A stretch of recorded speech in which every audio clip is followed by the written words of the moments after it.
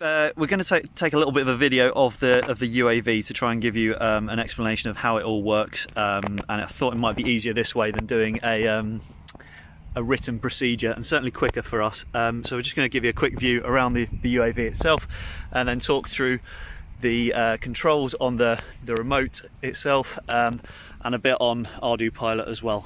So first of all, just going to turn the remote on. So we're just powering it on. You come up with the intelligent energy screen. Telemetry ready. Welcome to OpenTX. And it's giving us a throttle warning. Switch warning. Press anything to skip. So no telemetry data yet. So we're just going to turn the fuel cell system on, and that will power it up. So my beautiful assistant can press the button on the side. So it's just this button here. You press and hold it for about 3 seconds. You should be able to see a light turning on and flashing green now, I think. So if you can wait 90 seconds, it will go through a startup routine where you can hear the fans have stopped. They'll then restart again, and it will do this 3 times. If you can wait for the 3 times to happen, it's best for the fuel cell system, but you can skip this process, and we will do just for the sake of speeding this video up. So to enable the output, you just press the button again, which Yasin's going to do now, and the green light will start flashing, and we now have power to the UAV, and you can hopefully see we've got some power there. So we've now got 25 volts to the system.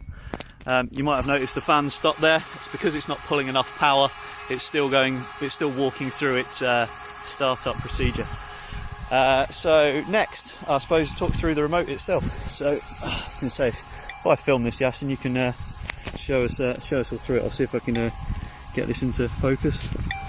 I think they go. Yeah. So on the left you have a voltage and current sensor, which is what the drone is seeing currently, 25 volts, and you got your cell voltage there. And then on the right you have tank pressure. So tank pressure is reported as 1 volt continuously, and then you have your percentage there. So right now the tank pressure is at 32%. You also have messages and such coming through on the bottom, and you have a artificial horizon right there. If you press the page button, which is the middle button over here, you can scroll through the various pages. So you have all your previous messages on there. You then have another screen where you can get your altitude and a couple of other parameters. Another screen where you can actually load maps onto the SD card if you want mapping view. And then finally you're back to that first screen.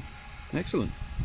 Should we talk through the buttons as well, or the start buttons? Or Yep. So you have your standard mode 2 controls on here. Your arming switch is right there. So SF. Yep. You have your 6 flight modes on here. You can see what each flight mode is. Do you want to cycle through them? Yep. Yeah. So currently we've got stabilized flight mode. That's number 1. Yep. Switching to number 2 is loiter. You then have altitude hold. You have position hold. You have a land flight mode. And then finally a return to launch. This can all be changed in Ardu Pilot, as you're probably aware. On the side, this slide over here is what we use to control the legs. So right now the legs are deployed, and then if you want to retract them once you open there, you slide that up. Yeah, that's brilliant. I think that's pretty much covered everything on the remote side of it. So we'll go and take off and talk through a little bit more in a second. So we're just going to arm the system. So that's going to arm the props. I don't know if you can see out there. Motors armed. The motors are going to be armed. So I'm now going to power up to 50% because we've got it in loiter mode. So now I'm going to take off. The drone is now up in the air and in loiter mode. So we'll just leave it hovering there and talk through on here. So on the left you can see we're pulling 26 amps in hover at the moment. On the actual controller itself, we've limited the power draw to 55 amps just so we don't pull too much power from the system itself. On the right hand side you heard it saying battery 30%, that is actually your tank pressure on your right hand side there. And again you can see our voltage there at 24.3. So the fuel cell itself will output 25 volts. We're seeing 24.3, just the voltage drop through the system. If you see anything below probably 23.8, the chances are that you're starting to pull off the hybrid battery as well. So you also need to bear that in mind, that if you see that voltage drop below, anything below probably 22.5, you've probably been pulling off the battery for too long. So you need to just bear that in mind, that the battery is discharging. So you don't want to see that voltage go down any lower than that, ideally. Yeah, have I missed anything else?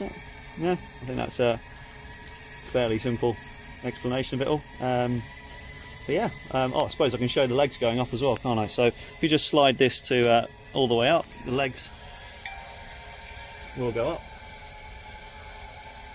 just like so. And again, slide it back down, and the legs should come back down. I think that's probably about it as far as that goes. And other than that, it's a simple drone to fly. So I'll just take it for a little spin. So let's go.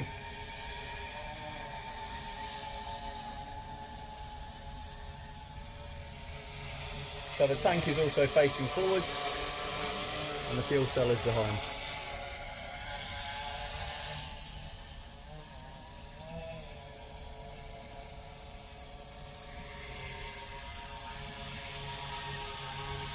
There we go.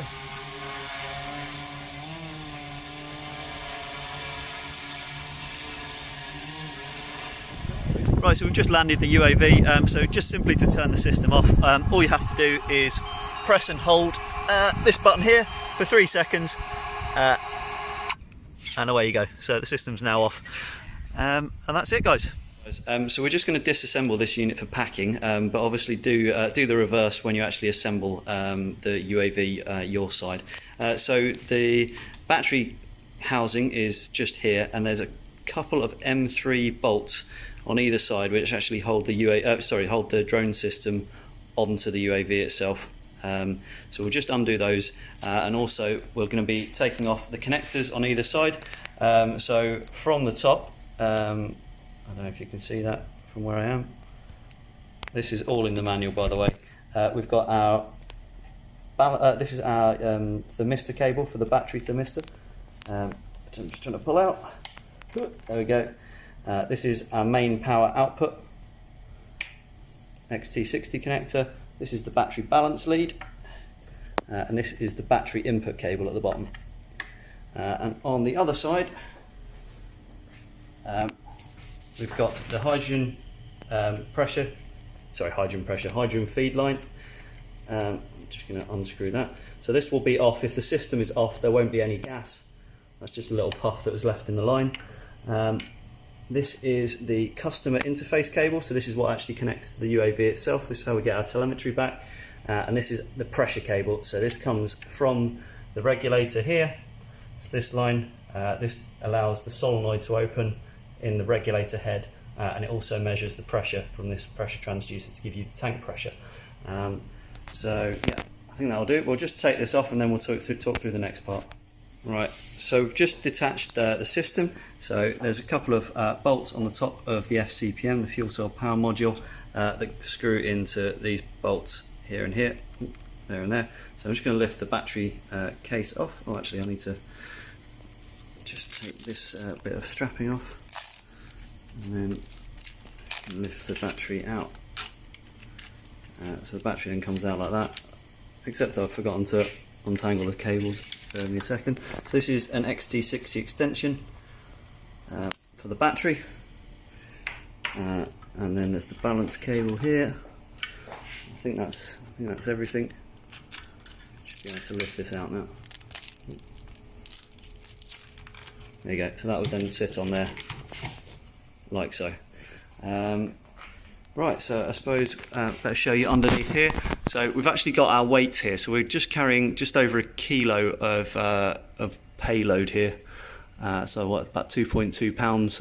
This was just to simulate a payload that you guys might be using. So we've just situated that right in the center of it. So we're just going to drop that off, and we won't include that because we don't think that you'll need it. And then on the back we'll go through the hydrogen tank. So we've just spanned the UAV around, just talk through the hydrogen tank. So it's a 2-litre hydrogen tank that we've got on here. It's just held by straps on these brackets here and here. You just Velcro on, just find the centre of gravity. And then we've also got this on here, so I've just looped it through a, what's it called? A zip tie, a cable tie. Oh, I might have to remove that. So you've got your tank here. Sorry, it's a bit of a bad video. This is the connection point for your gas. Sorry, do you want to just take that off for us, Yasin? It just pushes in and twists and then pops off. So that's how you connect onto your gas. We've got our regulator cable interface. So this is which connects onto our fuel cell system itself. We've got our fill line. So this is a fill line that we clip onto. So it's a quick release fill line for filling the gas cylinder. This is your pressure sensor, and this is our 2-bar pressure relief. So if you lift that up, you can hear gas coming out of that. So it's just an pressure relief. You could also potentially use this for venting down any gas before you then remove the regulator, because this the system will actually turn off at 5 bar, so you will have 5 bar remaining in here. Even if you run it down to nothing in the fuel cell, you'll have to vent off the last 5 bar just by lifting that. Obviously do that in a well ventilated area when you're doing that. I'm just going to talk through the top, or rather Yasin is. So follow you, mate. So we've got our Pixel Cube Black on a vibration dampener mount on there. Here to a GPS antenna. We've got a 433 megahertz radio for telemetry to your ground control station. That's transmitting at 100 milliwatts. And then we have a Jumper R8 radio transmitter with our 2 antennas on there, adjustable.